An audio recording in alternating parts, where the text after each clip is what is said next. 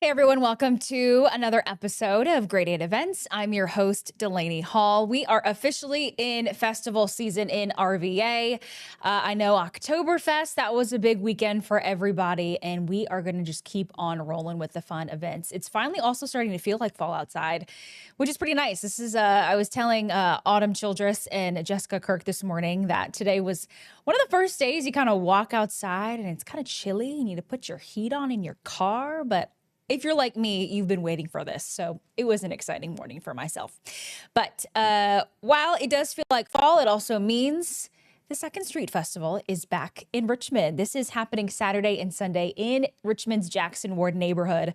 I want to bring up some photos from years past. If you've never been to this, it is huge here in the city. It's a free festival that celebrates the culture of the neighborhood. Second Street was actually known as the Harlem of the South back in the day. It continues to thrive with all the businesses there, and all the people that still live there. They are very proud of the background, as they should be. So you're going to find 3 stages of live music, a kid zone, food vendors, marketplace. There's a lot going to be happening, and you can see just kind of the activity that you guys can expect again on Saturday and Sunday in Jackson Ward.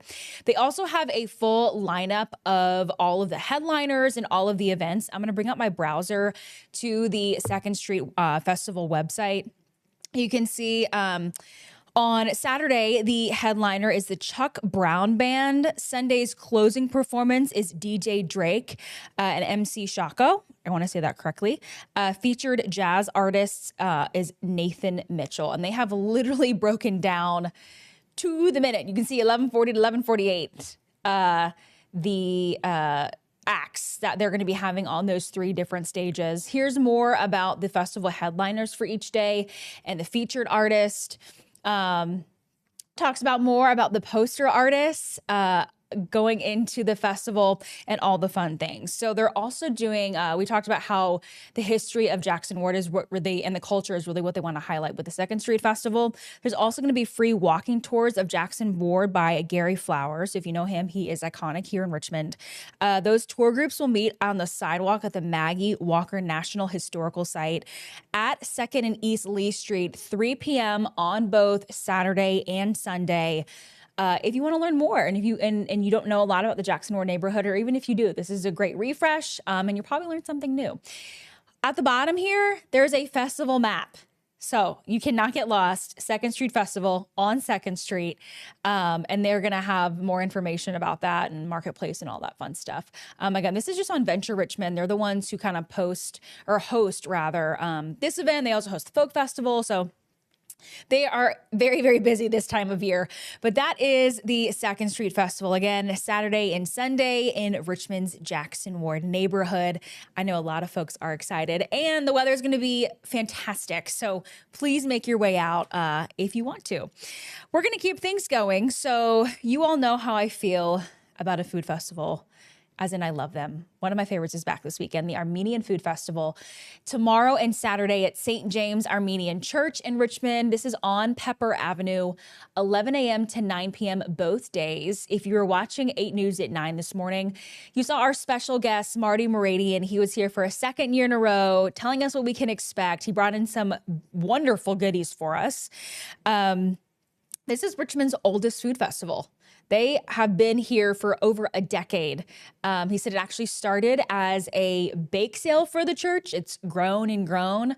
They expect 10,000 people across the 2 days, which is pretty incredible. And if you've never had Armenian food, you are missing out. It is amazing. And it's all made by the parish there at St. James Armenian Church, fresh, which is incredible. Let's see if it'll let me open this. So this is on the Armenian Food Festival Facebook page, and I just have to show you. This actually is some of the desserts that are being prepared. Marty brought in some samples for us. I don't want to get the names of these wrong because they all take so much time, but I know there's baklava. There's like a almond cookie, I believe, and he said this is really good warm. It's like a sweet bread, kind of sweet roll kind of thing. It's delicious. He also brought in some chickpea salad, their version of tzatziki sauce. It's not called tzatziki because that's the Greek version, but it kind of looks and tastes very similar, and hummus. He said last year they actually ran out of hummus because so many people wanted it. So they have made double the amount. So go buy some hummus from the Armenian Food Festival because they have enough, and it's delicious. There's also going to be live music there and dancing. They have Armenian wine and coffee there. So you can really learn a lot about the church, the parish itself, and take a trip to Armenia and back, because why not? A lot of proceeds, they also go to outreach programs. He said, at first the festival kind of started as things for the church, right? To kind of keep the church going. And because it's gotten so big, they're not able to help others with some of the proceeds that they make from the festival, which is pretty great. So again, that's the Armenian Food Festival, 11 a.m. to 9 p.m., both tomorrow and Saturday at St. James Armenian Church on Pepper Avenue. Go get some Armenian food, y'all. You will not be disappointed. I think last year my husband and I went and we parked just in one of the neighborhoods nearby, and you could smell it from like 4 blocks away, which means you're going to get a good meal. Just saying. All right. That's the Armenian Food Festival. The Museum District Art Walk is also happening tomorrow. So this is in partnership with the Virginia Museum of History and Culture. It's happening from 4 to 8 p.m. Anyone who likes to stroll through the museum district, nice Friday happy hour situation, and also shop from some local vendors. This is for you. So basically, a bunch of vendors are going to be set up along Shepherd Street between Elwood and Kensington Avenue, and those vendors are partnering with homeowners to kind of set up shop in these homeowners' patios, yards, and porches, which is pretty cool. So you can walk along the museum district and shop for some local vendors. There's going to be a lot of different things there. Art, jewelry, pottery, textiles, candles. Again, all in these homeowners' yards, essentially, which is pretty cool. There's also going to be stuff happening in the parking lot at the Museum of History and Culture there. Food trucks is what you're going to find. And I believe maybe some vendors. Don't quote me on that, but definitely food trucks.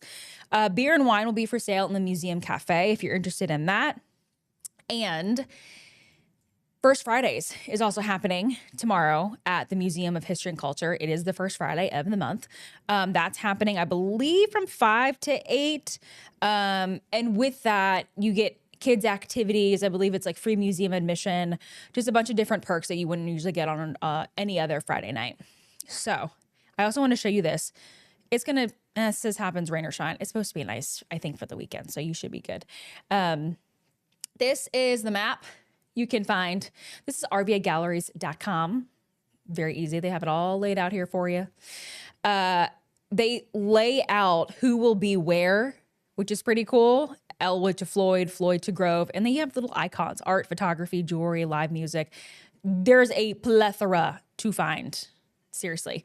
It also says you get $2 off beer and wine in the Museum Cafe, which is pretty cool if you go to the Art Walk, which is awesome. So that is the Museum District Art Walk. Something a little different. If you want to change up your Friday night routine, why not? Go support some local businesses. We always like to support those. Okay, so these next two are very much in the realm of spooky season. If you're looking for some spookier events. They're both family friendly, so don't worry about the scariness of it. The first one is a new exhibit called The Power of Poison, opening at the Science Museum of Virginia. It actually opens on Saturday. It runs through April of next year, so you have some time, but the content is very much, in my opinion, up kind of like Halloweeny, a little spookier. You learn about poison's role in nature, history, and human health. That can mean a lot of things. They're showing you how poison works through dioramas, interactive modules, hands-on experiences. And it is geared towards kids 8 and up. So not for like the teeny tiny kiddos, but late elementary school, you should be good to go. The museum is also having programming to go along with this. They're having 3D mushroom situation in the art lab. You can learn about Virginia's venomous snakes, identify poisonous plants. So they're kind of going into this like poison theme, if you will, which is pretty cool. museum admission. It is included in museum general admission, which means tickets for adults around $18.50. For kids 6 through 12, it's $15.50. Seniors 6 and up, and for preschool age children 3 to 5, it's about to be $11. If you're, of course, a Science Museum member and children under 2, you will get in free. But just know that once you get that ticket to the Science Museum, you're not going to have to pay extra to see this exhibit. And I believe it's on the first level of the museum. So check it out. Power of Poison opens on Saturday, runs through next spring. So you have some time. But if we have a weekend coming up, it's just too cold. That might be something cool to check out. Okay, the next one is a show called Vampire Circus at the Dominion Energy Center, happening on Saturday, 8 p.m., Carpenter Theater.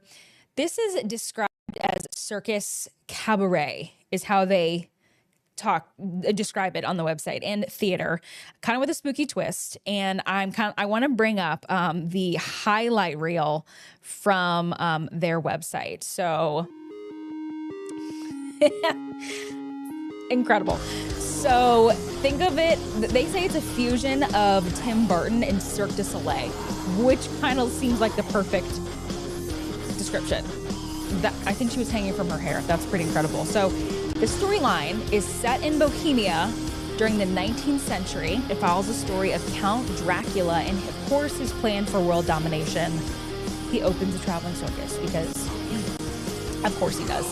But that aside, the performers look insanely talented, and you will definitely be entertained for the 90 minutes that they have to entertain you. It says terrifying fun.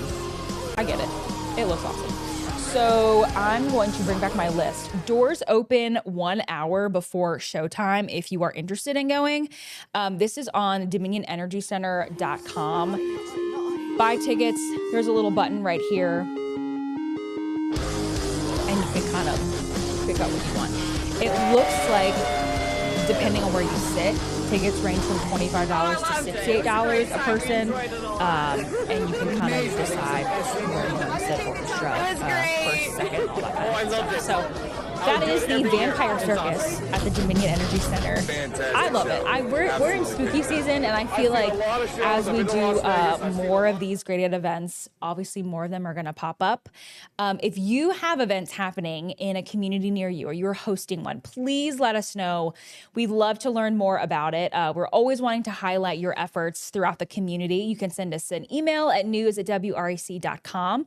We are also doing live interviews for 8 News at 9. Autumn and myself are. We just had, like I said, the Armenian Food Festival on yesterday.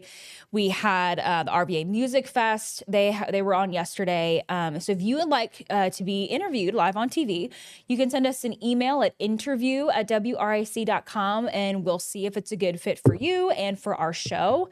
Like I said, you guys are doing some great things in the community, and we want to highlight that. But for now, that is my report on graded events, and we will see you next week.